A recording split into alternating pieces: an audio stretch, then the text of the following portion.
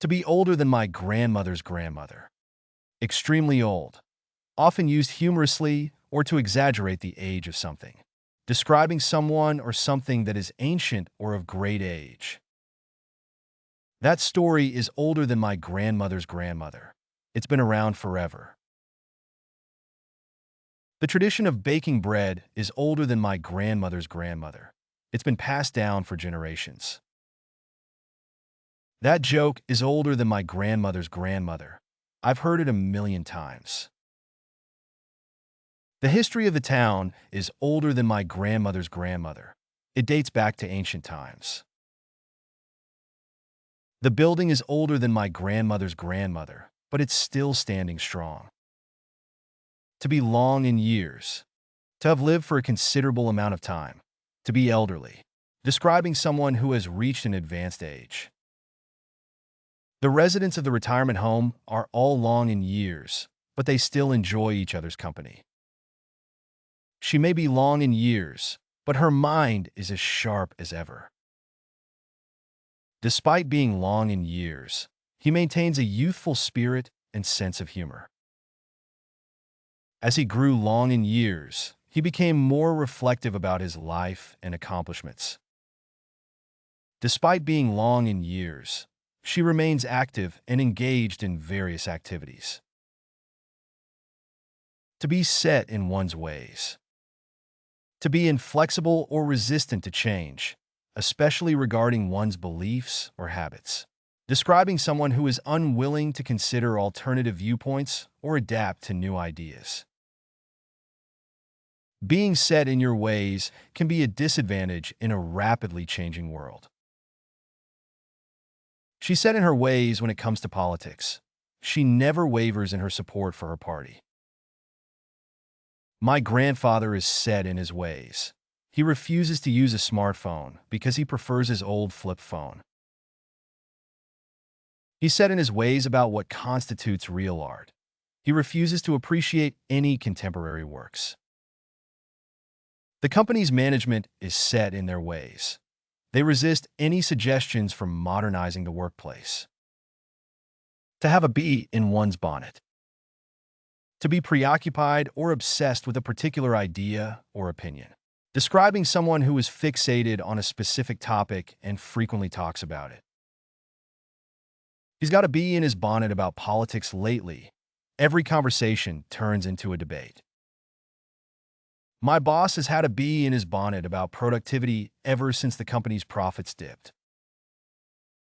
She's had a bee in her bonnet about the new dress code. She thinks it's too restrictive. She has a bee in her bonnet about organic food. She won't stop talking about its benefits. Ever since he read that article, he's had a bee in his bonnet about climate change. To take something with a grain of salt. To be skeptical or cautious about accepting something as true or accurate. Describing a mindset of not fully believing or trusting something until further evidence is provided. He tends to exaggerate, so I always take his stories with a grain of salt. Before making any decisions, it's wise to take everything you hear with a grain of salt. The tabloids are known for sensationalism, so you should take their reports with a grain of salt. I take his promises with a grain of salt. He's let me down too many times before. You should take her advice with a grain of salt. She's not always the most reliable source. To be on the fence.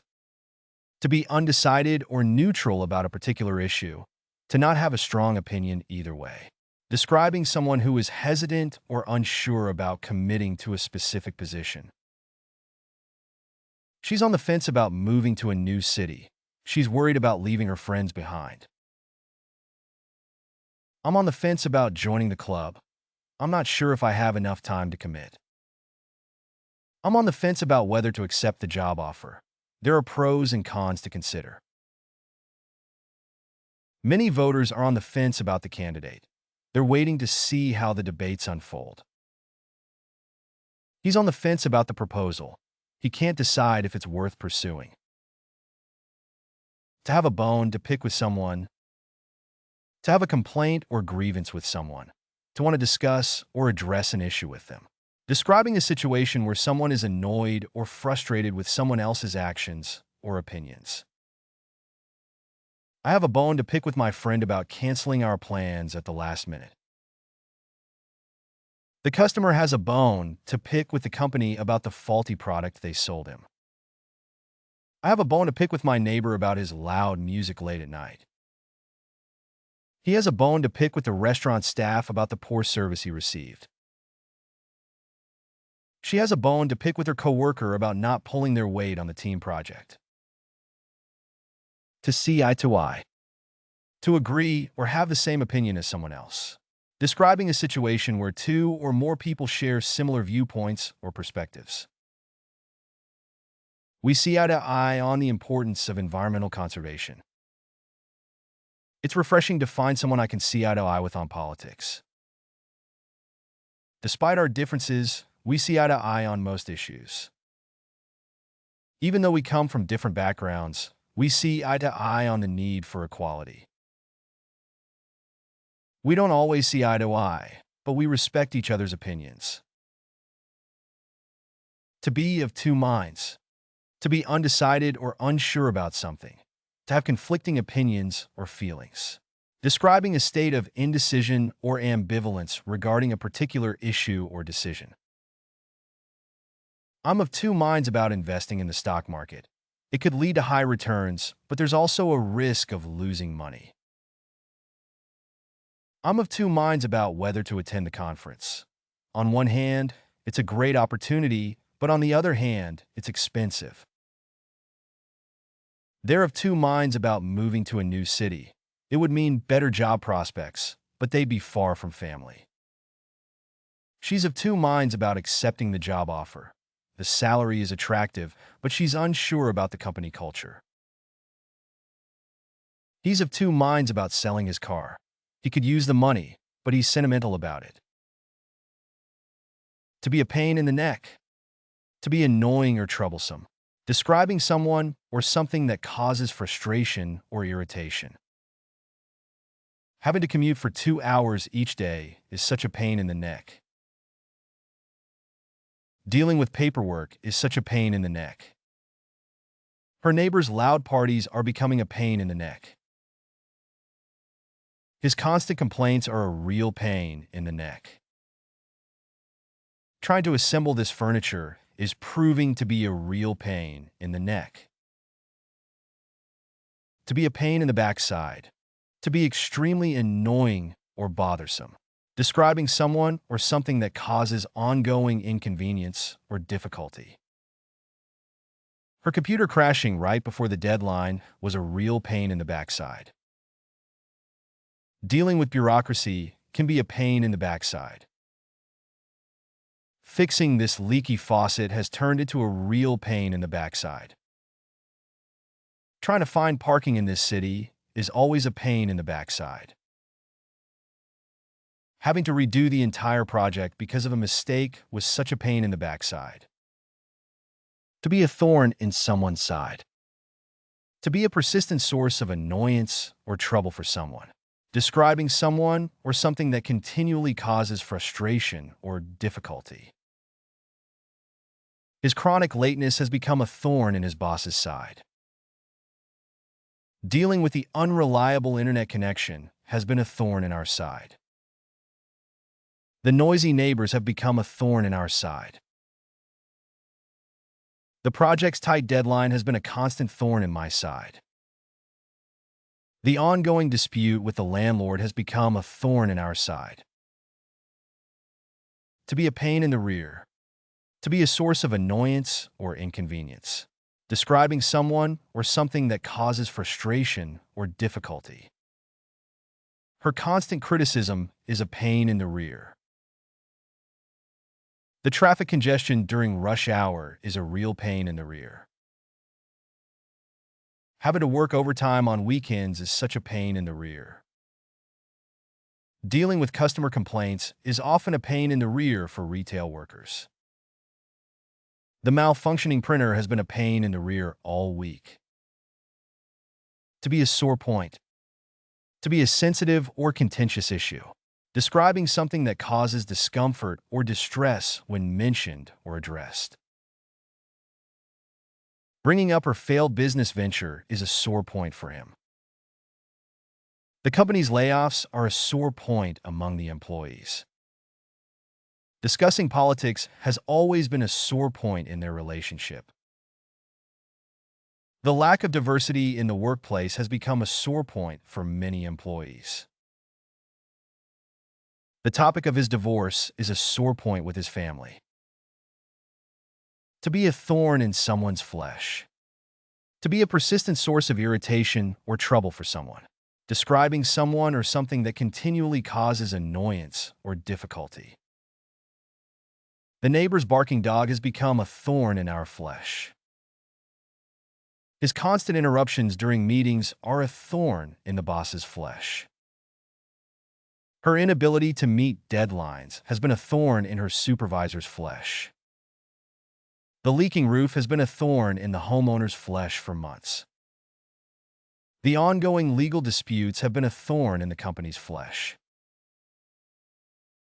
To be a headache.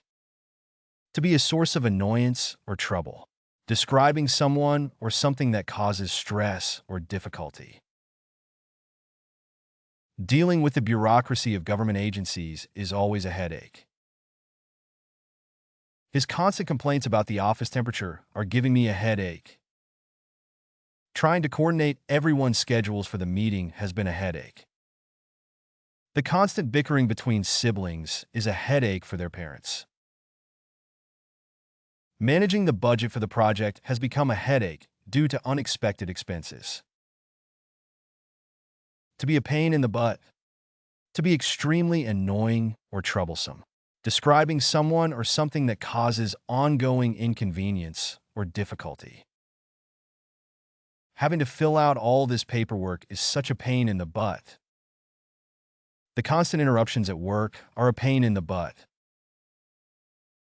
Her procrastination is a pain in the butt for everyone involved.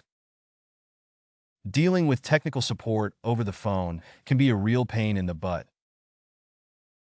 The malfunctioning elevator has been a pain in the butt for building residents. To be a nagging pain. To be a persistent or recurring source of discomfort or annoyance. Describing a sensation of dull, persistent discomfort. The nagging pain in her wrist is affecting her ability to type. The nagging pain in his knee is making it difficult for him to walk. His nagging pain in his stomach is making it hard for him to concentrate. Her nagging pain in her shoulder has been bothering her for weeks. The nagging pain in her back is preventing her from getting a good night's sleep. To be a pain in the arm. To be a source of annoyance or difficulty. Describing something that causes discomfort or inconvenience. Having to wait in long lines at the grocery store is a pain in the arm. Dealing with a slow internet connection is a pain in the arm, especially when I'm trying to stream movies. His tendency to micromanage every task is a pain in the arm for the team. The daily commute in heavy traffic is a pain in the arm for many commuters. The constant noise from the construction site next door is a pain in the arm when I'm trying to work. To have butterflies in one's stomach. To feel nervous or anxious, often due to fear or anticipation. Describing the sensation of fluttering or discomfort in the stomach caused by nervousness. Even experienced performers admit to having butterflies in their stomach before going on stage. He always gets butterflies in his stomach before meeting new people. The thought of flying alone gives me butterflies in my stomach. She had butterflies in her stomach before taking the driving test. Before giving a speech, I always have butterflies in my stomach. To be scared out of one's wits. To be extremely frightened or terrified. Describing a state of intense fear or panic that overwhelms rational thought. The unexpected appearance of the bear scared the hikers out of their wits. The sudden sound of thunder scared her out of her wits. Being lost in the dark forest scared the children out of their wits. The horror movie scared me out of my wits. I couldn't sleep for days. The ghost story frightened him out of his wits, even though he knew it wasn't real. To have one's heart in one's mouth. To feel extreme fear or apprehension. Describing the sensation of one's heart racing or feeling as if it might leap out of one's chest due to fear or excitement. During the tense moments of the game, the fans had their hearts in their mouths. When the plane hit turbulence, the passengers had their hearts in their mouths. Standing at the edge of the cliff, he had his heart in his mouth as he looked down. Watching the horror movie, she had her heart in her mouth during the suspenseful scenes. As the car skidded on the icy road, I had my heart in my mouth. To be scared stiff. To be extremely frightened, causing one's body to become rigid or immobile. Describing a state of intense fear that paralyzes or freezes one's movements. The thought of public speaking scares her stiff. She avoids it at all costs. The sight of the spiders scared her stiff. She couldn't move. The sight of the snake in the garden scared the children stiff. They ran inside and locked the door. Being alone in the haunted house scared him stiff. He couldn't even scream. The sudden loud noise scared the cat stiff. It didn't move for hours. To have a frog in one's throat. To have difficulty speaking due to nervousness or fear. Describing the sensation of a lump or tightness in the throat that interferes with speech, often caused by anxiety. Having to confront her boss about the mistake made her nervous and caused a frog in her throat. During the presentation, she had a frog in her throat and had to pause to clear it. Speaking in front of a large audience always gives him a frog in his throat. During the interview, I had a frog in my throat and couldn't speak clearly. When she saw her crush approaching, she got nervous and had a frog in her throat. To be scared witless. To be extremely frightened to the point of losing the ability to think clearly or rationally. Describing a state of intense fear that renders one mentally paralyzed or unable to function normally. The sudden appearance of the ghost scared her witless. The thought of being alone in the haunted house scared him witless. The loud explosion scared the dog witless. It cowered in fear for hours. The sight of the masked intruder scared her witless. She couldn't move or scream. Being lost in the dark forest scared the children witless. To have cold feet. To feel nervous or apprehensive about a particular action or decision, especially when faced with the prospect of potential danger or risk. Describing a reluctance or hesitancy to proceed with a planned course of action. They had cold feet about buying the house after learning about the neighborhood's crime rate. He had cold feet about quitting a stable job to start his own business. He wanted to ask her out on a date, but he got cold feet at the last minute. The thought of skydiving made her get cold feet. She decided not to go through with it. As the wedding day approached, she started to get cold feet about getting married. To be scared to death. To be extremely frightened, to the point of feeling as though one might die from fear. Describing a state of intense fear or panic that feels life-threatening or overwhelming. Being trapped in the elevator scared him to death. He thought he would never get out. Watching the horror movie alone in the dark scared her to death. The sudden appearance of the bear scared them to death. The thought of facing the spiders scared her to death. she couldn't move or scream. The sound of gunfire nearby scared us to death. We hid in fear until it stopped. To have one's heart in one's boots. To feel extremely anxious or fearful, often due to a specific situation or circumstance. Describing a state of apprehension or dread that causes one's spirits to sink. As the storm approached, she felt her heart in her boots. The thought of giving a presentation in front of a large audience made his heart sink into his boots. As the exam date approached, he felt his heart sinking into his boots. When she realized she forgot her passport at home, she felt her heart in her boots. When he heard the news of the impending layoffs, he felt his heart in his boots. Tickled pink. To be delighted or pleased. To be amused or entertained. The children were tickled pink with the new puppy.